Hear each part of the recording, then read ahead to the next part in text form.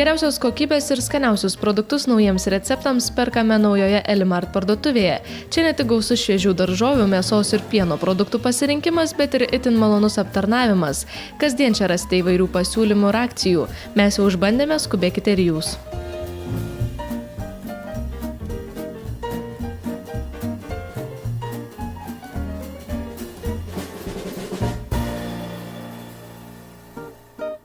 Sveiki! Šiandien laidoje gaminsime tradicinį Prancūzijos regiono desertą – suflė, šokoladinis suflė, kuris bus ne tik šokoladinis keksas, bet prapjovus jį išbėgs ir šiek tiek šokolado. Tai yra toks saldus, skanus ir tikrai nesudėtingai pagaminamas, nors pavadinimas suflė kartais gali ir išgąsdinti. Ir šiam desertui mums reikės labai nedaug produktų, tai yra sviesto, reikės šokolado, reikės kiaušinių, miltų, grietinėlės, su kuria užtepsime jau ant šiltų keksiukų ir reikės cukraus. Taigi pirmasis mūsų darbas yra pasiruošti suflė indelius. Suflė indeliai yra štai tokie nedideli, būna jie šiek tiek kartais didesni, kartais mažesni, bet maždaug atrodo taip, kekso indelis yra šiek tiek mažesnis negu suflė. Tai pirmiausia, mums prireiks jų šiandieną apie maždaug 4, manau, ir juos reikės ištepti sviestu.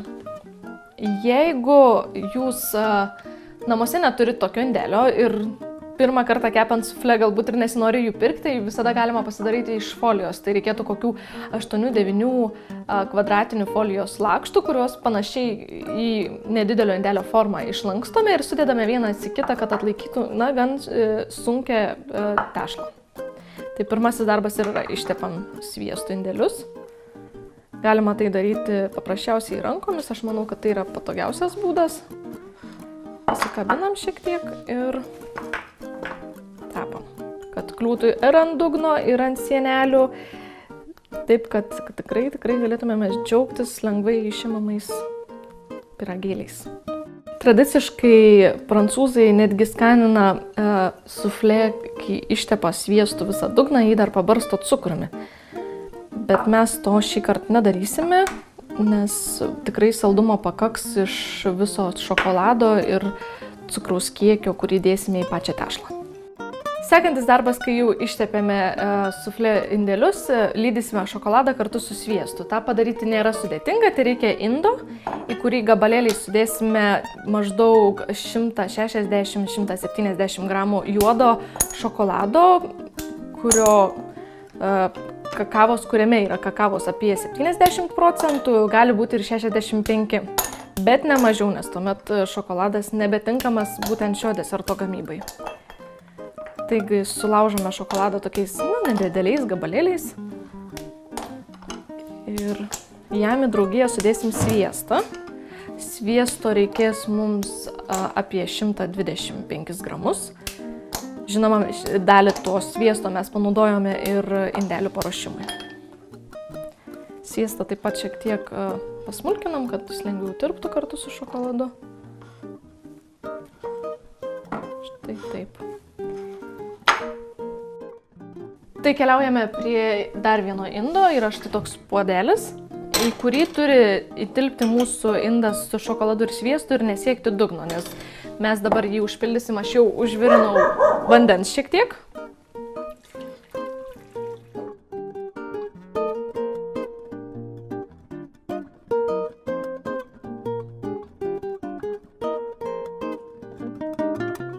Kaitra padarys savo darbą, mums tai reikės tik kartais pamaišyti, kad visa sviesto ir šokolado masė taptų vientisa.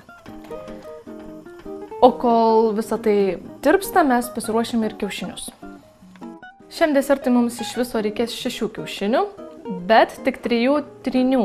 Tai pirmosius 3 kiaušinius mes susidėsime į indą, kuriame plaksime.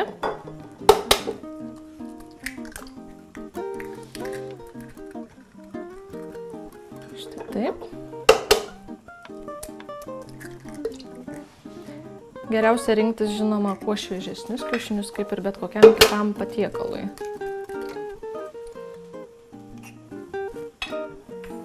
Taip. O daugiau mums reikės 3 trynių, tad pirmiausia mes atskirsime trynius nuo baltymų, o trynius dėsime prie jau įmuštų kiaušinių.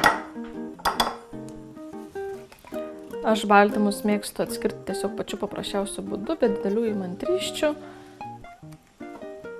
Štai taip. Kai kiaušinių tryniai ir 3 kiaušiniai yra jau viename inde, sudėsime apie 1/4, gal šiek tiek daugiau cukraus, tai būtų apie 100–110 gramų. Mes naudojame rudą, bet galima naudoti ir baltą. Viską sumaišėme ir štai šitą masę mes dabar išplaksime labai gerai iki putų.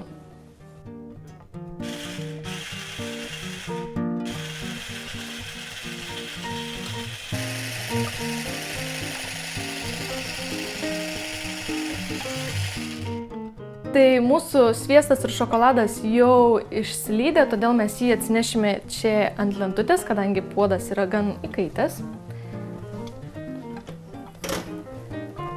Ši darbo dalis, ruošiant šį desertą, turėtų būti tokia spartesnė, nes šokoladas labai greitai stingsta.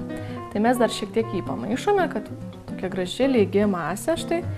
Ir mūsų išplakti kiaušiniai jau šiek tiek suputa, tai supilam viską į vieną indą. Štai taip.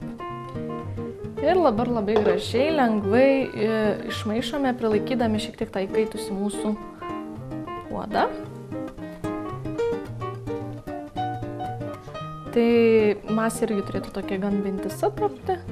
Per daug maišyti taip pat nereikėtų. Ir kai tie kiaušiniai jau šiek tiek išsimaišo, į masę mes įdėsime žiupsnį jūros druskos. Kodėl jūros? Todėl, kad tiesiog man tas skonis labiau patinka. Be to, originaliame recepte Prancūzijoje tikrai dažniausiai naudoja jūros druską. Tai labai nedidelis žiupsniukas, vos keletą trupinukų. Jūros druskos, vėl išmaišome viską. Šios dalies turėtų, kaip sakant, nepraleisti nei viena šeimininkė, nes tikrai labai svarbu, kad masė taptų visiškai vientisa. Dabar įdėsime paskutinį ingredientą, tai yra miltus, kurių mums reikės tikrai labai nedaug. Tai yra apie 2 dideli šaukštai, valgomieji šaukštai. Taip pat viską sudedam ir gerai pamaišom.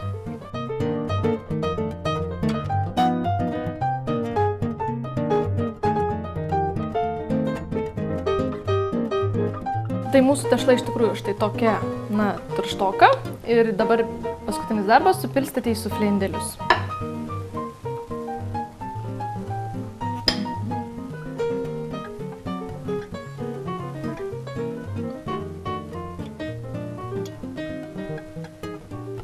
Tešlos iš tikrųjų negailime, jinai per daug iš tikrųjų neiškils, nes nedėjome jokių nei kepimo miltelių. Štai mūsų suflė indeliai jau paruošti kepimui ir mes kepsime orkaitėje kaitintoje 230 laipsnių ir kepsime maždaug apie 7–8 minutės. Jeigu kepsime apie 7, tai pats keksiukas bus minkštesnis ir šokoladas bus skystesnis viduje. Jeigu kepsime šiek tiek ilgiau, tada turėsime kietesnį keksiuką ir jau tokį gan tikrai tirštą šokolado įdarą.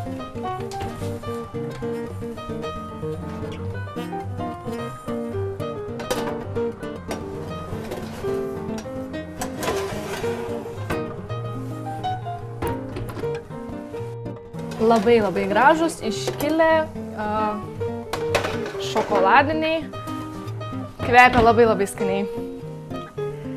Tradiciškai suflė valgomi su vaniliniais ledais arba plakamąja grietinėle. Be indelio išėmus tiesiog gražiai lėkštėje paserviravus, tą pabandysime padaryti mes. Išėmėme mūsų šokoladinį suflė ir papuošėme jį plakamąją grietinėlę. Grietinėlę naudokite atšaldytą ir aš mėgstu papuošti kažkur tai šalia gražiai.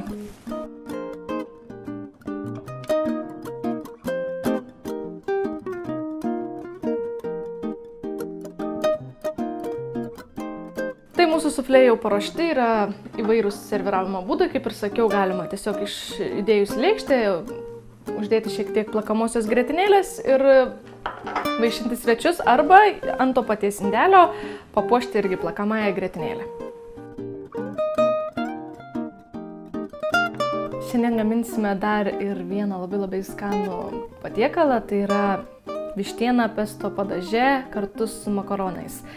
Ir šis toks šiek tiek Italiją dvelkiantis patiekalas yra toks iš tikrųjų aromatingas, nes jame susipina ir pesto padažas, ir bazilika, ir grietinėlė, ir česnakas.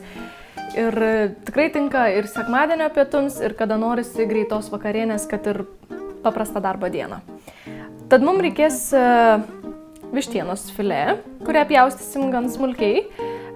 Žinoma, reikės puskečio sūrio, galima naudoti ir parmezano, ir galima naudoti, kad ir lietuvišką, džiugo. Taip pat reikės šiek tiek česnako, vyšninių pomidorų, kokio 100 gramų grietinėlės, tokios riebesnės, apie 35%. Reikės pipirų, reikės pesto padažo ir jūrų druskos. Tai pirmasis darbas, ką turime padaryti, susipjaustyti vištienos filė tokiais, nedideliais kubeliais.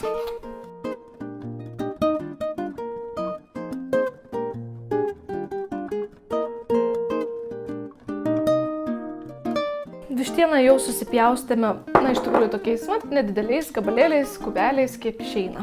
Ir dabar ją skaninsim ne tik pipirais ir jūros druska, bet ir supjaustytų smulkiai česnaku.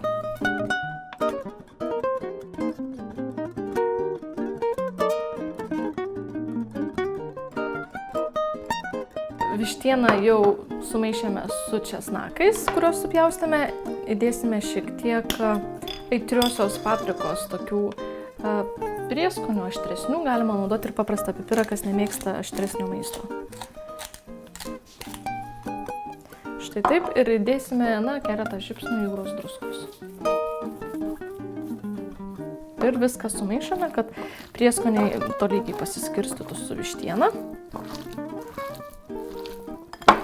Keptuvėje mes jau kaitiname aliejų ir ten sudėsime visą suprieskoniuotą vištieną.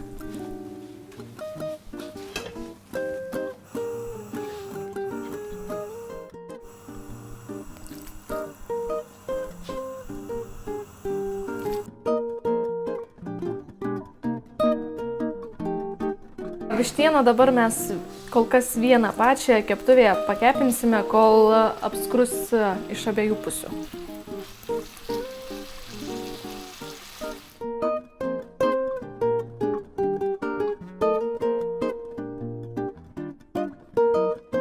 Kol vištieną dar skrudinasi, mes pasiruošime šiek tiek daugiau česnako mūsų pesto padažui pagardinti.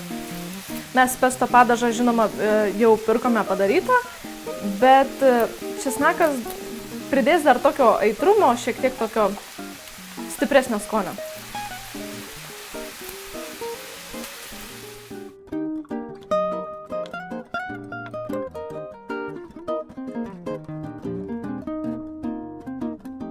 Vištiena jau šiek tiek apkepė, todėl sudedame dar likusį česnaką. Ir viską užpilsime grietinėlę. Aš, matot, pasirinkau kokį 150 ml, šiek tiek daugiau, kad nepritrūktų, kaip sakant. Štai taip supilam ir tuomet įdedam, kokią gerą saują parmezano sūrio arba puskečio džiugo sūrio. Ir įdėsime keletą didesnių šaukštų pesto padažo.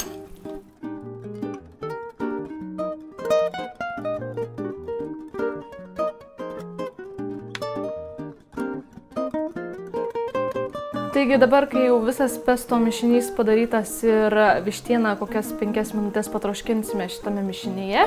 Ir paskutinis veiksmas, kurį mums reikės padaryti, tai čia į keptuvę sudėti makaronus. Makaronus mes išsivirėm prieš tai.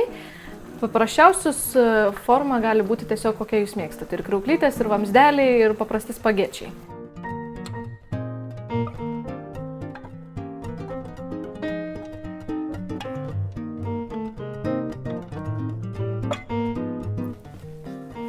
Tai štai dabar beliko tik papuošti ir tai darysime pabarstydami šiek tiek sūrio. Pabarstydami šiek tiek baziliko džiovinto. Ir papuošime perpus pjaustytais vyšniniais pomidorais.